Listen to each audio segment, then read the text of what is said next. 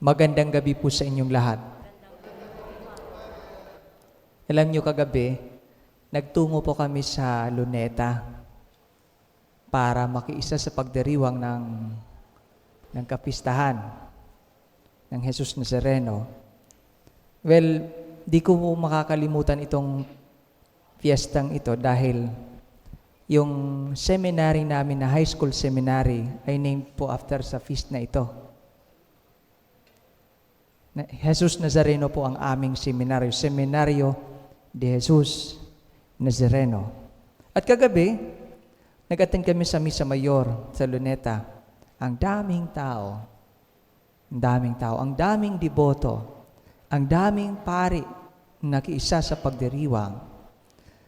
Sabi, yung population daw, yung attendees, yung attendance ay 140 to 150K katao. Ang dami nun. At ang haba-habang pila, isang napansin ko doon, ang haba-haba ng pila na gustong makahawak kahit lang naman sa damit ni Jesus. Kahit lang naman sa damit ni Jesus. And while watching them, isa lang po, dalawang po ang naalala ko. Una, yung grandmother ko na palagi akong sinasama para magsimba.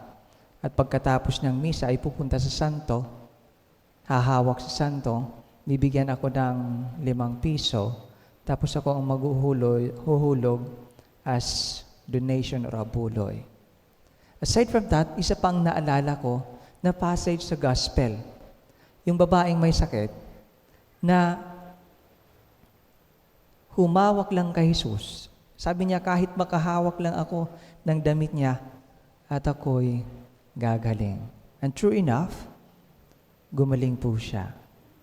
I believe sa lahat ng gustong humawak doon, ito'y mga taong punong-puno ng pag-asa sa Diyos. Magkaiba po yung palaasa at umaasa. Yung palaasa, uupo lang yan dyan, tapos maghihintay. Palaasa. Yung umaasa sa Diyos, may ginagawa. Umaasa ako sa Diyos, ako'y pupunta sa Kanya, ako'y lalapit sa Kanya. At para sa akin, isang bagay lang po ang pinapaalala nito sa ating lahat. Ang kahalagahan ng connection palagi natin sa Panginoon. Kailangan palagi tayong connected sa Diyos. Kailangan palagi tayong connected sa Diyos.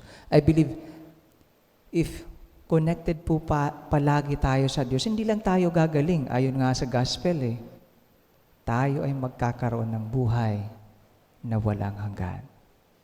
Buhay na walang hanggan. Hindi lang para masagot ang mga ating hinihiling sa Diyos, kundi para magkaroon ng buhay na walang hanggan. Ang panalangin ko po sa ating lahat na sana sa buong buhay natin, palagi tayong lumalapit sa Diyos, palagi tayong humahawak sa Diyos, parang tayong lahat ay magkaroon ng buhay na walang hanggan. Magsitayo po ang lahat.